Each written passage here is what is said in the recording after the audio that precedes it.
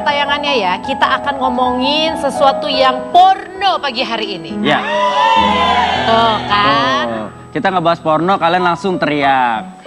Padahal ini masalah yang penting loh. Betul. Kalau kalian mungkin udah dewasa, udah ngerti. Nah, buat anak-anak kita, buat adik-adik kita yang masih kecil, yang kadang-kadang keingintahuan mereka itu Betul. jauh lebih besar. Kenapa tuh Basa-Basi mengangkat masalah ini? Coba pemirsa lihat, ini bagaimana Menteri Sosial kita, Ibu Khofifah Indar Parawansa menyatakan Indonesia termasuk darurat pornografi. Coba kita lihat di sini artikelnya. Beliau menyatakan sejak bulan Februari 2015, Menteri Sosial menyatakan bahwa Indonesia sudah dalam kondisi darurat pornografi. Jumlah korban pornografi sudah mencapai 45% lebih tinggi dibanding bahaya narkoba. Tuh, ada 3 loh yang darurat di Indonesia. Narkoba, pornografi, Sama? alay. Enggak, gini masalahnya kalau yang ketiga, alay itu kan tidak menimbulkan masalah apa-apa. Oh iya. Cuman hanya merusak mata tapi tidak merusak mental. Itu nggak masalah, nggak masalah. Keresahan jiwa ada pastinya dong. Cuman kan masalahnya kalau kita udah ngomongin Ya. terutama pornografi itu kan bisa merusak generasi bangsa. Banget. Ini kalau ngomongin pornografi nggak melulu kita selalu ngomong dengan katanya film bokep. Ya. Tapi ada juga stensilan. Situs-situs porno, apalagi sekarang gadget semakin canggih, semakin gampang diakses oleh Betul anak-anak. sekali. Anak dengan gampangnya ngelihat Yusuf dan akhirnya ya udahlah itu pokoknya Yusuf namanya. nama tetangga saya iya, Pak, oke. jangan dibawa ke sini. Ya, contoh kecil. Contoh kecil. Kemarin gua ngebahas sama bini gua tentang keintiman kita sebagai suami istri gitu. Kita pakai kata kode. Oke. Kata kode itu tiba-tiba gue keluarkan, di situ ada anak gue dua-duanya. Dan gue nggak maksudnya tanpa gue sadari gitu, gue ngomong dengan santainya, tiba-tiba anak gue bertanya, ayah itu apa? Oke, baru satu kata aja anak-anak udah merekam. Oke, Ya. sekarang saya akan mengundang ini 2 bintang tamu saya yang sangat luar biasa. Karena mereka sama-sama punya anak, mereka pasti sebagai orang tua juga khawatir, apalagi melihat kenyataannya ternyata di Indonesia tuh kasusnya parah banget. Langsung saja mari saya panggilkan Usi dan Fadli. Hai Cibun, selamat datang kembali. Ibu Usi, selamat datang kembali untuk kedua kalinya. Wah, Selamat datang kembali. Selamat datang kembali ya Bu. Selamat datang kembali Pak. sebentar. Ini buat pemirsa Basa-Basi, Fadli adalah salah satu bintang tamu tersering yang diundang oleh Basa-Basi. Belum. Bapak, Lebih sering Wendy kok. Weh, lebih sering mereka. Iya. nih seperti janji gue waktu itu pas ketiga kalinya Fadli datang, gue sampai bilang gini sama Fadli, lu kalau sampai datang bintang tamu sini keempat kalinya, gue akan kasih hadiah. Wah. Selamat, Anda adalah bintang tamu tersering. Yeay.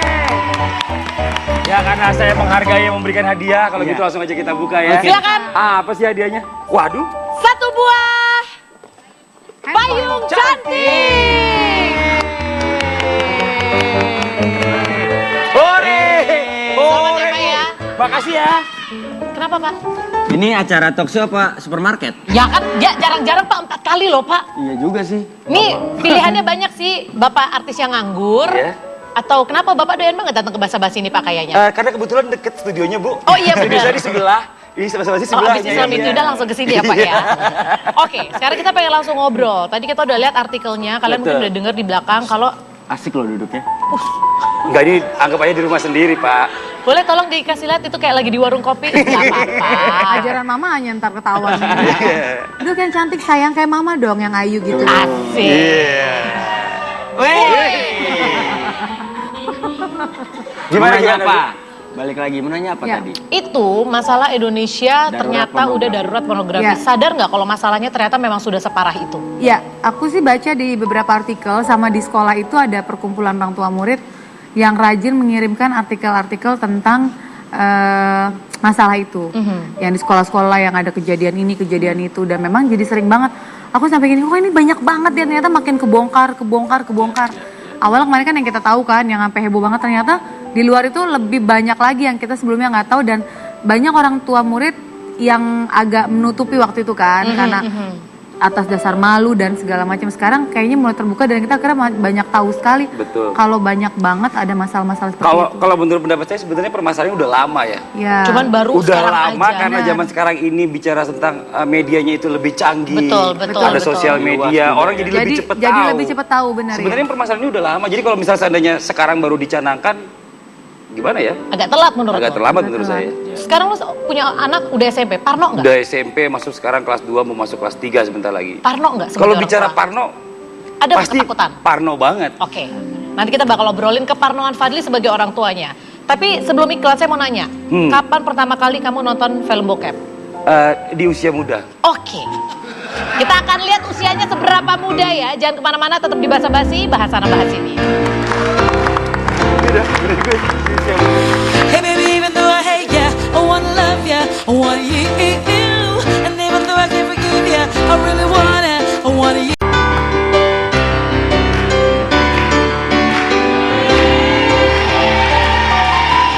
Pagi hari ini saya ingin semua orang tua Indonesia lebih fokus memperhatikan Basa-Basi karena kita benar-benar membicarakan sesuatu masalah yang sangat serius karena berhubungan dengan anak kita generasi penerus bangsa. Ternyata kalau ngomongin soal pornografi Ya. itu nanti kita akan panggilin salah satu pakarnya Wendy ya. Ya, kita akan ngebahas sebenarnya efeknya. Ya kalau sekarang mungkin kita nggak terlalu, tapi sebenarnya pasti akan berpengaruh besar buat anak kita. Betul banget. Sekarang coba dijawab dulu dengan lantang ya Bapak Fadli. Kapan pertama kali Anda bersinggungan dengan segala sesuatu yang berhubungan dengan pornografi? Ini kita nggak ngomongin soal tayangan Gini, ya, betul. stensilan, Nggak gini. buku. Kalau kita berbicara tentang ini kan bicara tentang aib. Aib yang harus ditutupi sebenarnya. Makanya gue coba menselimurkan pada saat itu gue masih muda banget. Dan usianya belum cukup lah ya. Belum cukup umur udah pastinya. Yang jelas karena memang naluri seorang laki-laki itu ada rasa ingin tahu. Ingin tahu yang Gimana Pak Wendy mengakui? saya begini. Loh kok itu beda bentuknya. Nah, Iya. hal-hal yang kayak gitulah kira-kira yang mengawali kita tuh jadi pengen tahu dan pengen tahu lebih banyak lagi gitu. Dan satu hal kadang-kadang sebenarnya gini, ada kalau waktu zaman gua masih muda pun kecenderungannya gini, ada anak-anak yang bandel, ada anak-anak yang setengah-setengah, artinya biasa aja, ada anak-anak yang pintar. Yang pintar. Tapi gue pikir anak-anak yang pintar dan anak-anak yang cenderung diam Yang itu mereka alim. nggak ada, Ha-ha. nggak ada keinginan untuk itu. Mungkin Ternyata? awalnya nggak ada, tapi ketika teman-teman yang lain mulai berdiskusi, ini loh, ini. Penasaran betul akhirnya. banget. Jadi Cari peer group tahu itu ya. juga berpengaruh. Bener. Mungkin Dan kita itu udah sama. membatasi nih semua segala sesuatunya kita coba untuk tidak.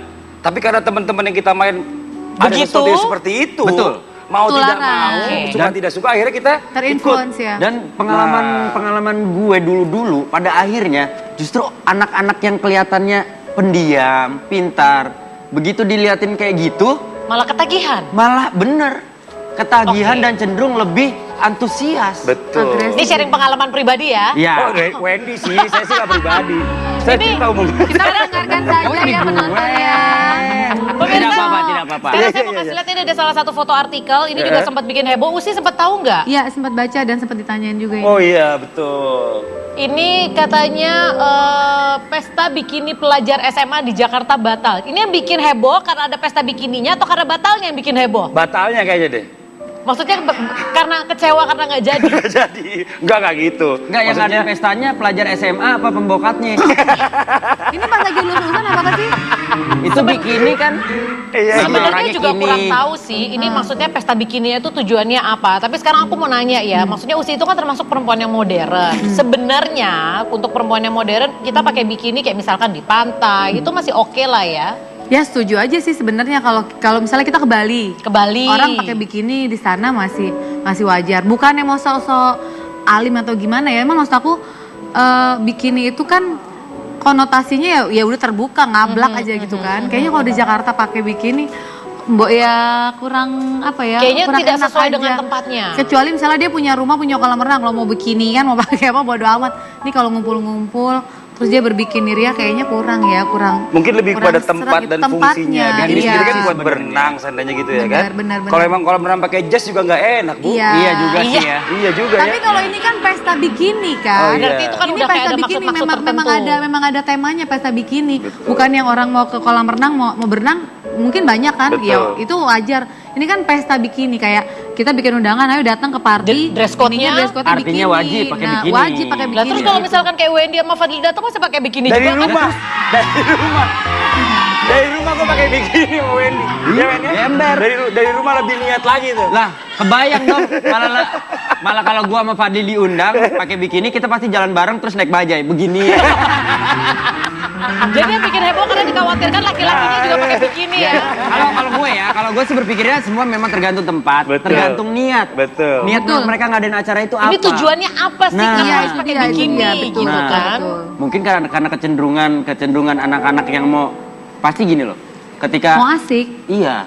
mau wah gue anak modern nih, gue anak Bener. gaul sekarang Ya, nih pakai bikini. tapi mungkin agak sedikit menyimpang ya. Kita lebih lanjut lagi ke depannya lagi nih. Kalau sebagai orang tua mungkin kita lebih mengajarkan pada anak ini tentang seks sejak dini. Ya, betul. Sebenarnya lebih pada pengenalan aja sih, pengenalan. Lo melakukan itu ke anak lo? Gue melakukan karena Seperti apa? Seperti gini, apa? dengan kenyataan yang ada sekarang, tiba-tiba penjaga sekolah, Ya. apa namanya yang berbuat macam-macam. Jadi anak-anak itu dari kecil udah gue kasih tahu, kamu itu perempuan. Kalau tiba-tiba ada laki-laki yang memegang Ya. kamu di sini, kasih tahu papa. Ya. Karena tidak boleh. Bahkan di sini, di tangan sini pun tidak boleh. Ya. Apalagi udah lari kemana-mana. Jadi hal-hal kayak gitu tuh bener-bener gue tanemin banget kan anak Oke, gue. itu Perempuan yang dan laki-laki. perempuan. Laki-laki juga Sama. Laki-laki juga dulu kita mikir laki-laki aman. Aman laki-laki berpikirnya. Sekarang Sekarang juga kan parah. semua. Nah sekarang apa sih hubungannya ngajarin sex education sama anak sejak dini? Kemudian kenapa Toto kita ngomongin pornografi? Saya sekarang akan panggilkan ahlinya yang sudah juga beberapa kali kita undang di sini dan beliau sangat luar biasa. Langsung saja ini dia Ibu Eli Risman.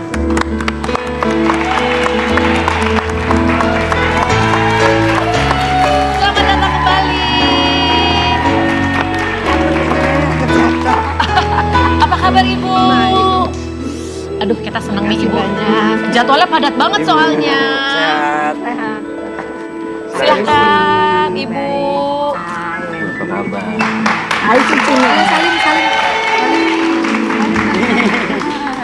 Ibu, emang ada hubungannya ya pelajaran sex education sejak dini sama anak dari orang tua ke anak sama si mencegah pornografi ini? Oh iya, Sangat berhubungan. signifikan. Karena jadi dari kecil anak kita udah kita kasih tahu buat yang segini ya bahwa dia laki apa perempuan. Terus ada 3 jenis sentuhan. Iya, sentuhan baik yang menyentuh dari mau ikutan? Mau. Bisa. Iya. Oh ya, Coba. saya ikutan yang di rumah juga. Sama-sama. Sentuhan baik Sentuhan baik. dari bahu ke atas. Ke atas. Boleh Oh, menyentuh sentuhan bagian tubuh dari bahu ke atas, dari lutut ke bawah. Itu sentuhan baik. Ya, masih bisa. Gile keren ya sepatunya. Iya Ya. benar. Tapi sentuhan membingungkan. Ya, Membingungkan. dari bawah bahu, Dari bawah bahu. sampai ke atas lutut. Ke Mesti atas. diginiin tangannya. Oh. Nah, karena kalau kita nggak praktekin nanti lupa. Betul. Terus sentuhan yang buruk ya, yang menyentuh tubuhmu, yang ditutupi gini dong, pakaian renang. Nah, ya kemudian nanti ada 4 titik yang nggak boleh disentuh siapapun. Ya, 1, dong tangannya gini. Satu. 1, nggak pakai ngomong. Tangannya dibalik begini ke belakang. Iya.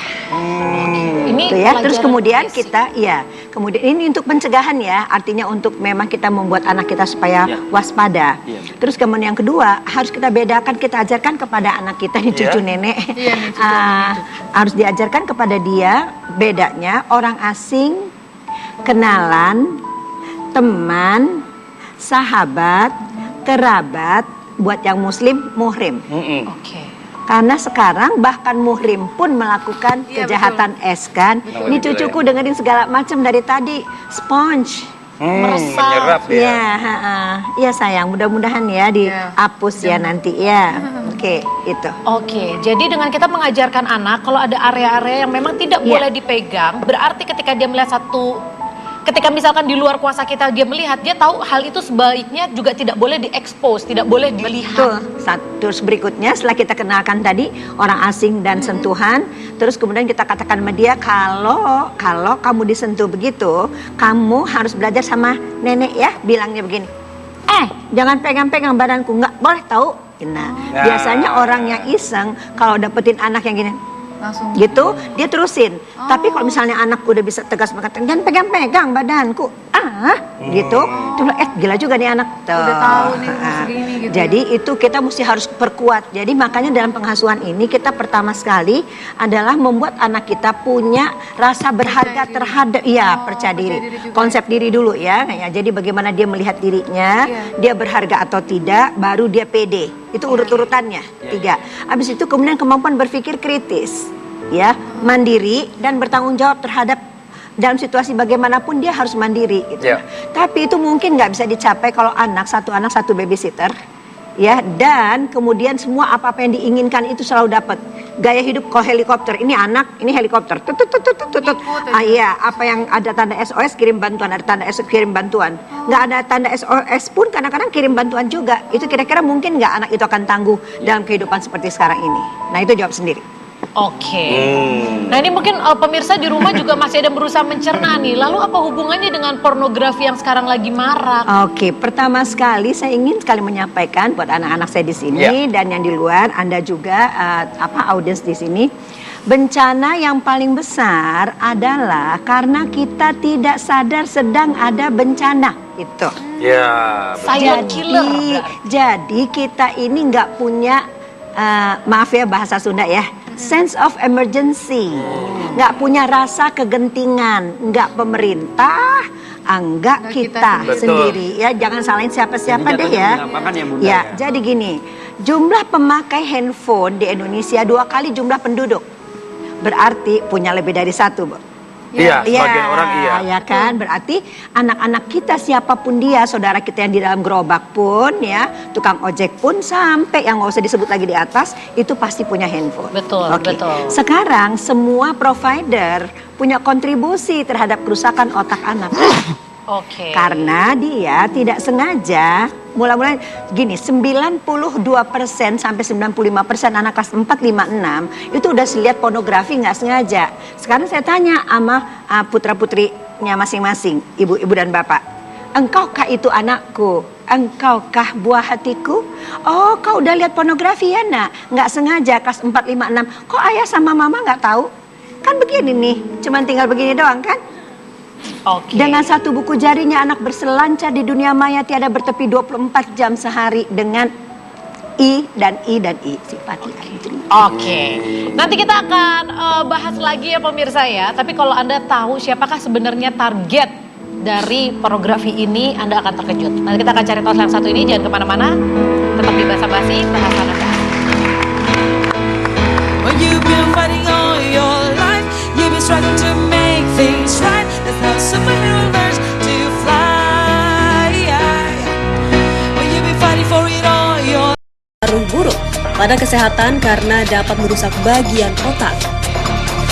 Bahayanya bahkan lebih ganas daripada kita mengkonsumsi narkoba.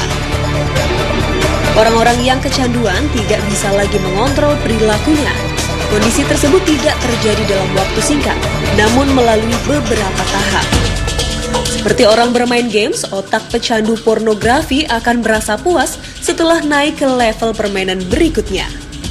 Tidak akan cukup melihat 1 atau 2 video dan gambar, tetapi akan terpacu untuk mengulang lagi dan lagi adegan yang sudah mereka lihat.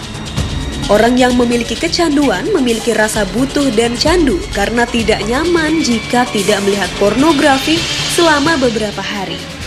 Begitulah bahaya pornografi. Jadi jangan sampai orang terdekat kita yang terjebak dalam jeratan pornografi ya.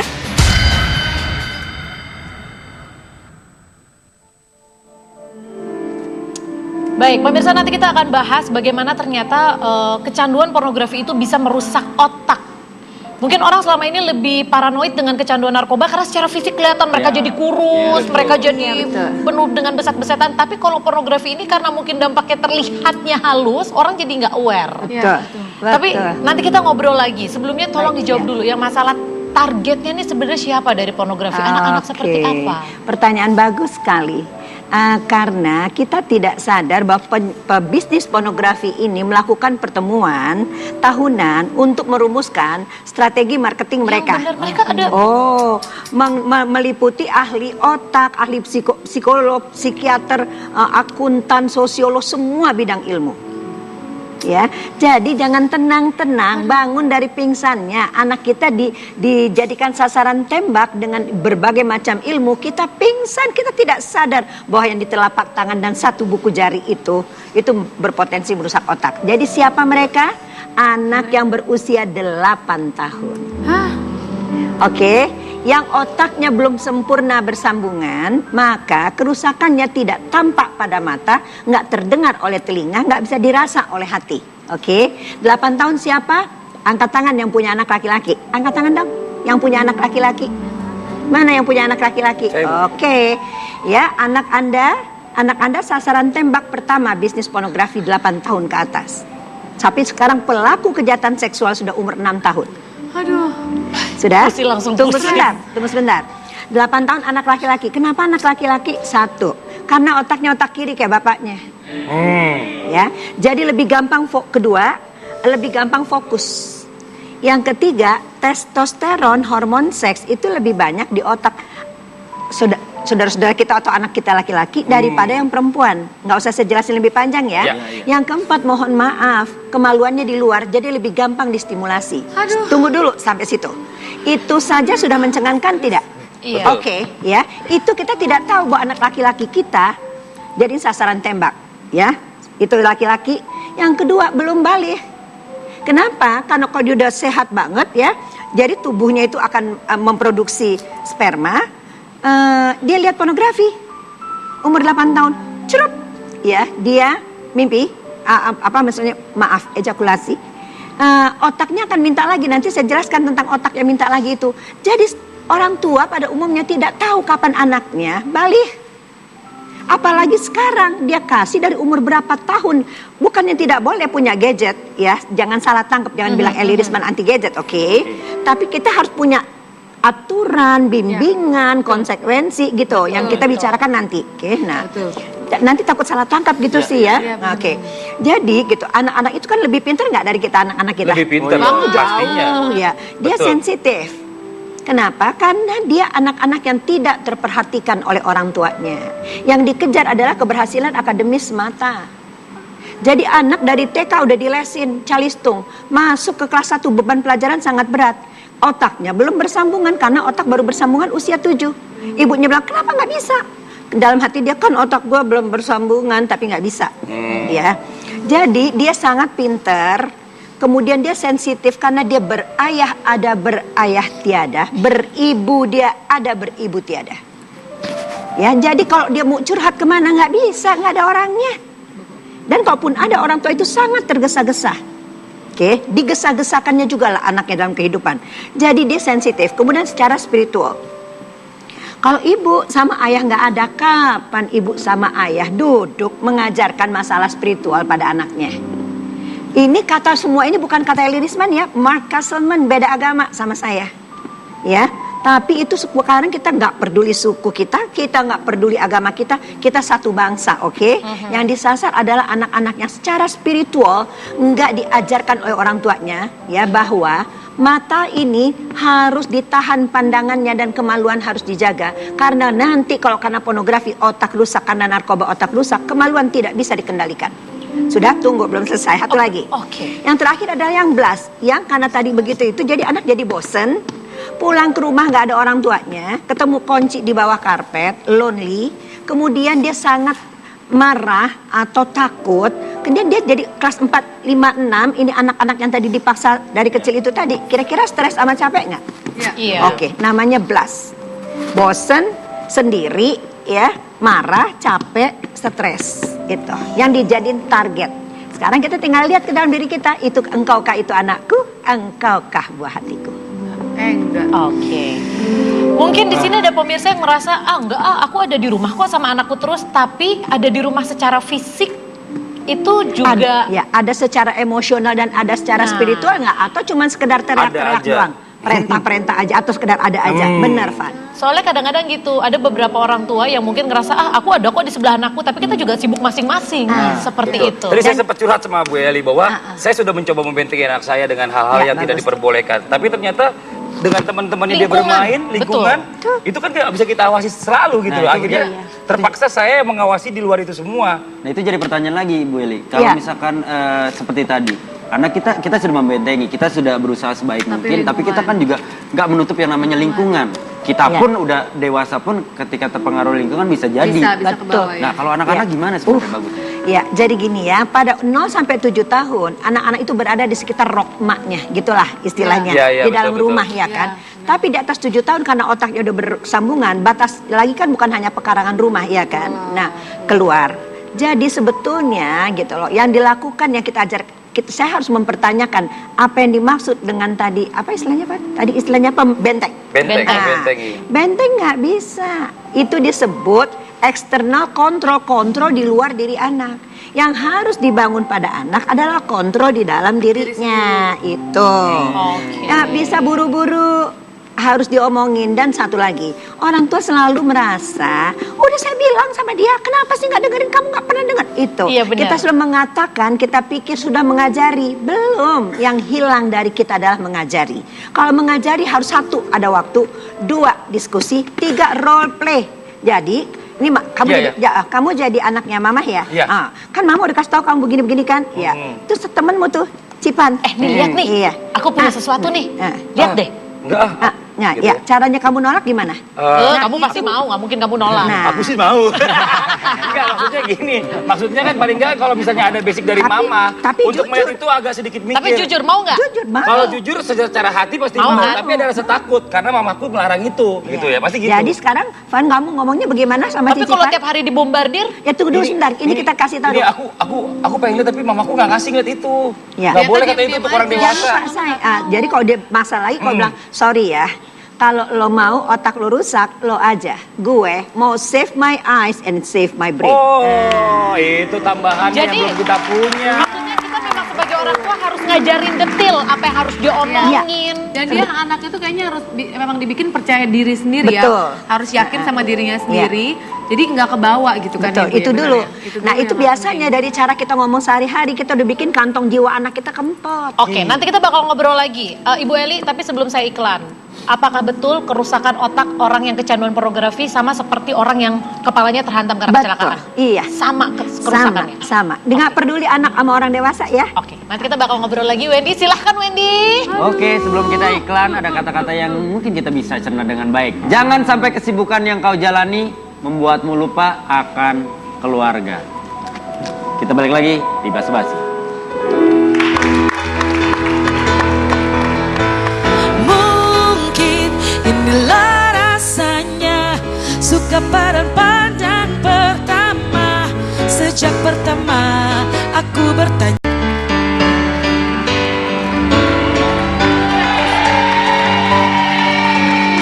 Baik, pemirsa mudah-mudahan ini juga semakin membuka mata Anda kalau tugas kita sebagai orang tua tidak hanya mencukupi anak kebutuhan secara materi, tapi ternyata peran kita jauh lebih besar dibanding itu. Kita nggak bisa menyalahkan pihak luar, ya soalnya pemerintah nggak ngeblokir, pemerintah nggak gini, nggak bisa karena kontrol ada di kita semuanya. Walaupun begitu, memang pemerintah seharusnya lebih serius apabila pemerintah melihat ini adalah bencana bagi negara, ya bencana nasional, ketahanan negara. Ini lebih daripada tsunami di Aceh, saya orang Aceh, betul. lebih daripada semua terorisme, ya. Maka BNPT, ya BNPB itu harusnya punya perhatian kemari dan harus ada political will oleh presiden. Kita berdoa agar ibu negara kita peduli sama anak-anak. Betul. Ya, kanker serviks penting, tapi anak kita jatuh genting. Oke, betul sekali. sekarang kita langsung ngomongin soal kerusakan otak. Baik. Ini emang ternyata sangat-sangat nggak cuman mental, tapi otak pun juga rusak. Oke. Jadi mungkin bisa ditunjukin kali gambarnya. Oke, ini dia. Ini ya. dia. Ya. Jadi sebuah mobil, teman-teman, ya pemirsa, semua mobil jalan kencang, bam, tabrakan, ya penyok, sopirnya kena kepalanya. Tangannya 2 dong, gini, 2. Ya, pegang di atas alis kanan mata. Ya bilang sama saya direktur. Oke, cukup. Ini direkturnya kita cuma segini, yang bedain kita sama binatang. Oke. Oke. Jadi dibawalah si sopir yang berdarah-darah tadi itu ke MRI berikutnya. Nah, itu MRI mesin ronsen yang kayak gitu. Nah, Dr. Donald Hilton yang kita ahli bedah otak terkemuka dunia udah kita datangkan kemari tahun 2009. Ya, itu membuktikan ini mobil tadi mobil Amerika tuh. Iya. Ya. bahwa orang yang tabrakan mobil sama orang pecandu pornografi mengalami kerusakan otak yang sama. Yang rusaknya berikutnya adalah ini tadi, ini tempat moral dan nilai dibentuk. Ini juga tempat kita bisa membuat perencanaan, kontrol diri, tahu konsekuensi, mengontrol emosi dan mengambil keputusan. Cuman ini matangnya usia 25, usia berapa? 25. Nah, sekarang anak kita umur berapa? Dia nggak sengaja lihat, ya kan? Nah, ini udah bisa belum bilang jangan, udah bisa belum? Belum. Oke, masuk kan? Oke, tangan kiri sekarang biar ingat buat jelasin ke anaknya. Pegang ke belakang. Next. Gambar berikutnya, kita bilang responder, yuk. Responder. Gambar tadi masuk ke pusat perasaan karena anak-anak mesti bilang gini, hah, gitu kan, ya kan, ya. Tapi itu kan pakai perasaan, masuknya ke pusat perasaan.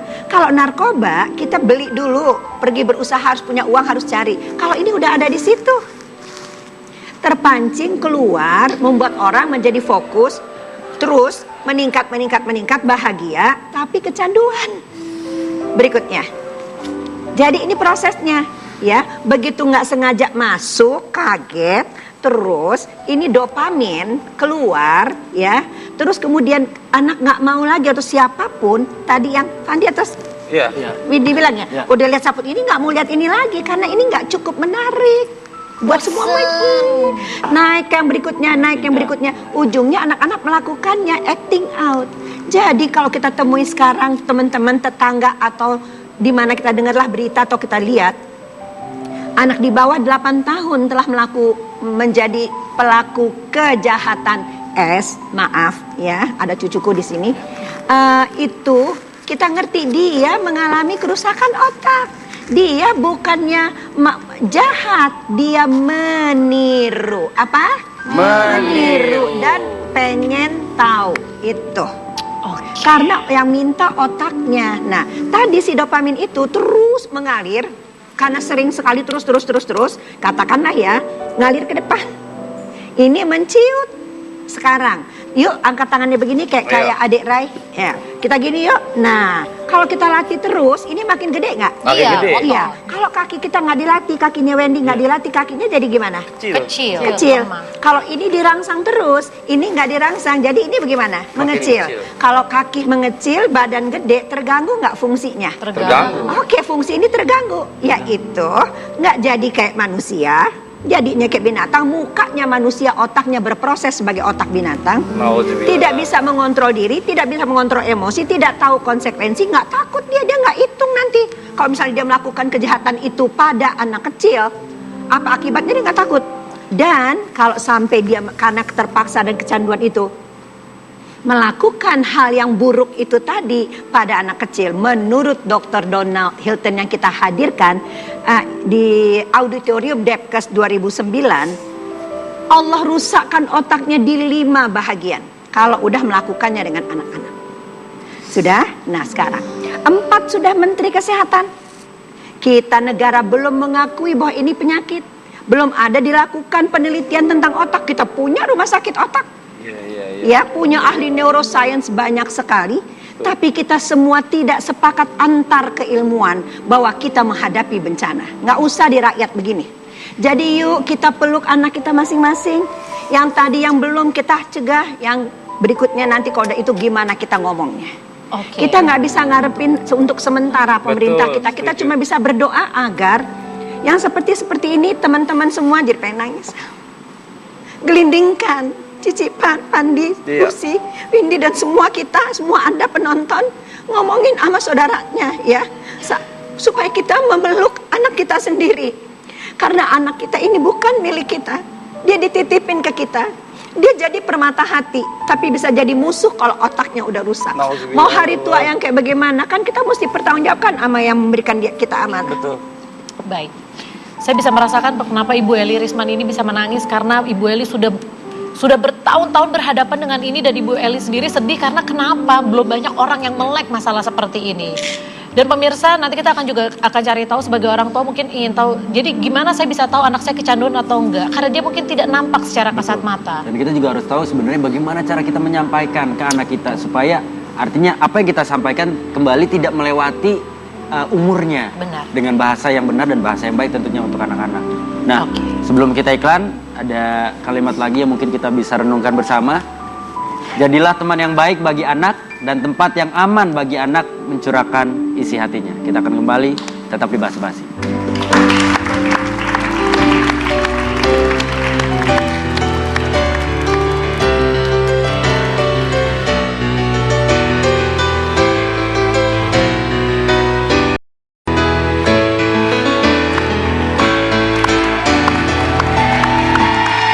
Pemirsa, Basa Basi hari ini tidak bermaksud untuk membuat Anda jadi paranoid, anaknya nggak dikasih gadget, nggak dikasih bergaul, enggak.